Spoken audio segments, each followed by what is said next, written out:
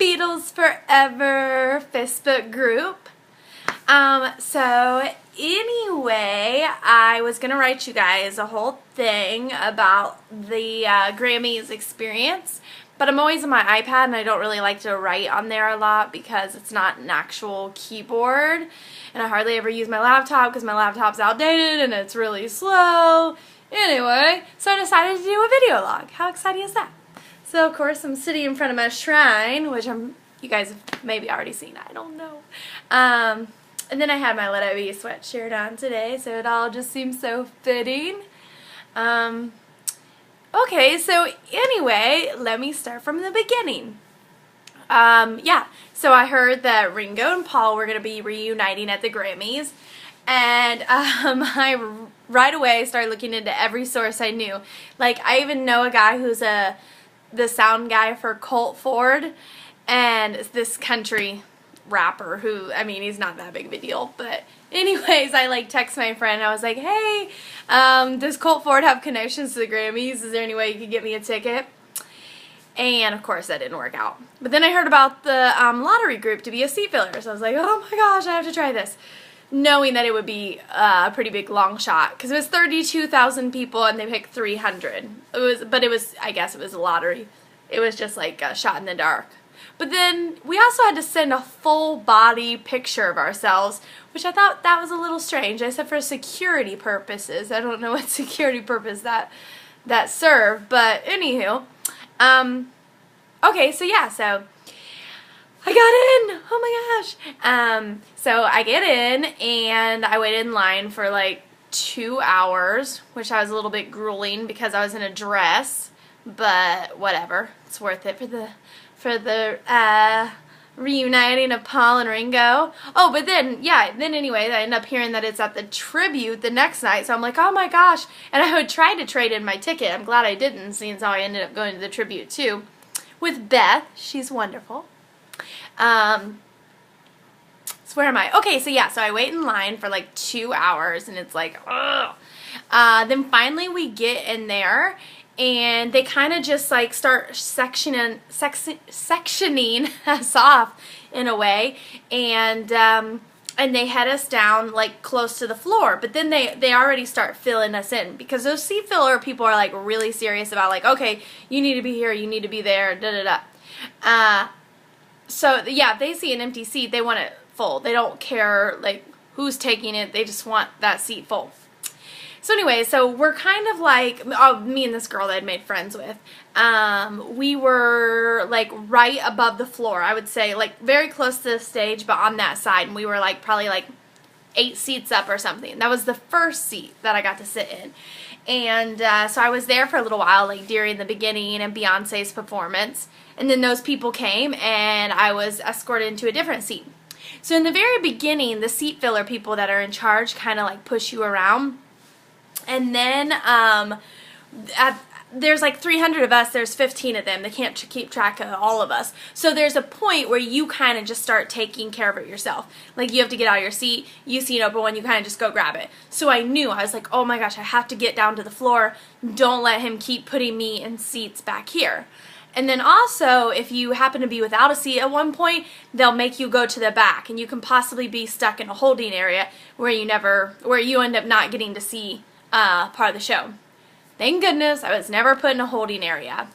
I did get put in the very, very back one at one point of the floor, and guess whose performance? It was Paul's. I was like, really, really, the only time I'm put in the very back? But I'm not gonna complain. Whatever. But oh, I'm already at 4 minutes. Jeez.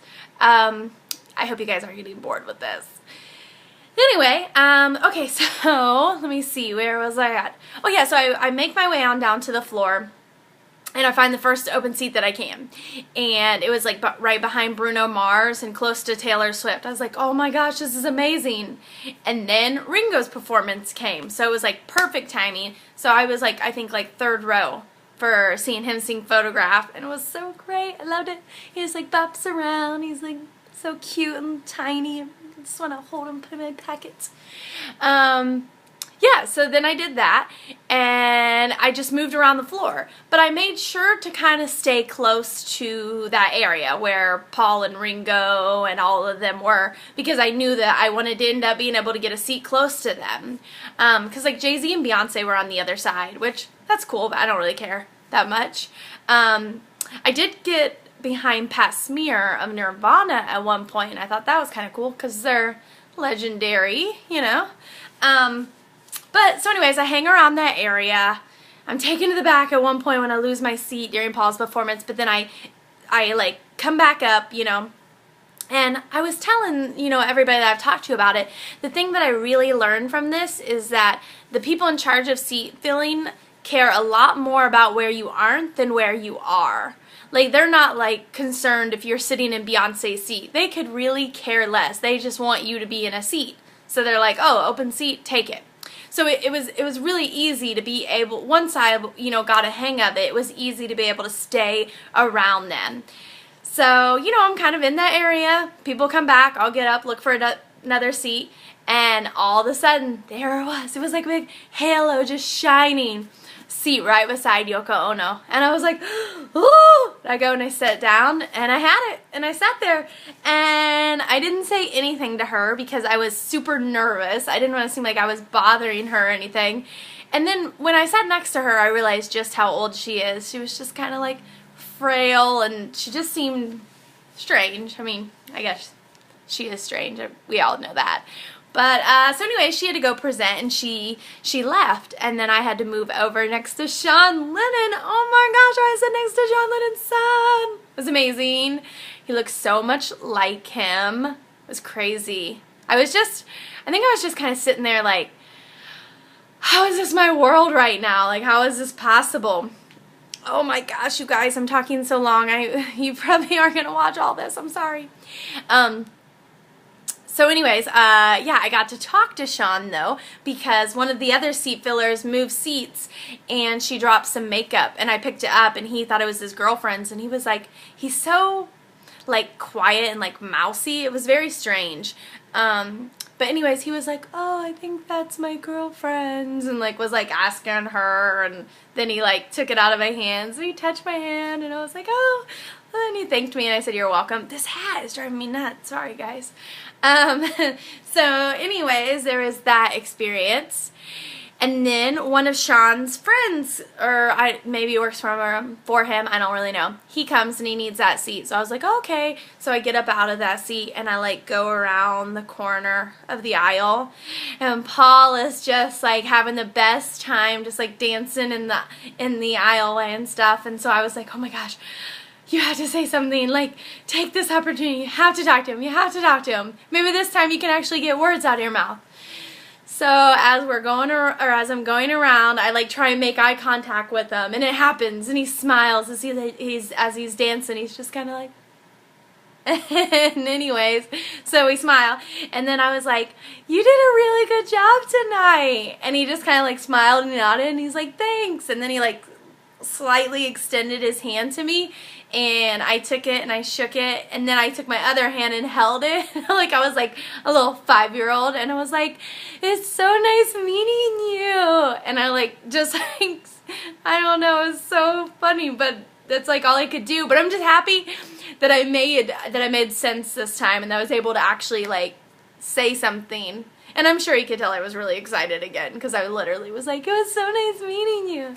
I didn't show him my tattoo, though, because it was just such a small amount of time that I didn't want to, you know, be like, oh, you know, you signed me, blah, blah, and then have to go on my way. I would rather, I mean, I'll probably never get that opportunity, but if I had it, I would rather be able to be like, hey, you know, I saw you outside lands, thanks for pulling me up, and have time to talk about it rather than just being a weirdo shoving it in his face. So, because I mean, like I said, it was like 30 seconds that I got to, you know, really quick talk to him and then go on my way. Oh, and then a seat opened up in the front again, like beside Sean Lennon, so I was able to go back and sit there. And it was just so cool to be able to sit there and be in their world. Like, I was a fly on the wall. I could hear them joking with each other and being funny and just being human. And one part of me almost wishes that I hadn't have sat there and experienced that, because it did make them like even more human to me. They weren't as much these fairy tales, because even when Paul signed me, I'm still like, he's this like almost like imaginary, you know, man. But being able to sit there, but I wouldn't trade it, even though it slightly made them more real to me. I still wouldn't, you know, take that away, because it was definitely quite the experience to be able to sit there and like just listen in a way and just hear what's going on and be a part of it and be captured in photos with them. Oh, it's so amazing. Can't get over it. But yeah, I think that's pretty much my evening. I don't think I'm leaving anything out of that. Oh, I'd never noticed, like Danny and Olivia were like, I think maybe like 3 seats behind me when I was sitting with Sean and Yoko. I wish I would have realized earlier. Maybe I would have tried to squeeze in there. You know, maybe I would have ended up in love with Danny Harrison. You know, no big deal. I mean, I could see it happening, right? But anyway, alright, I'm at 11 minutes. For all of you that watched this whole thing, I hope you enjoyed my video log about the Grammys. Alright, talk to you later. Bye.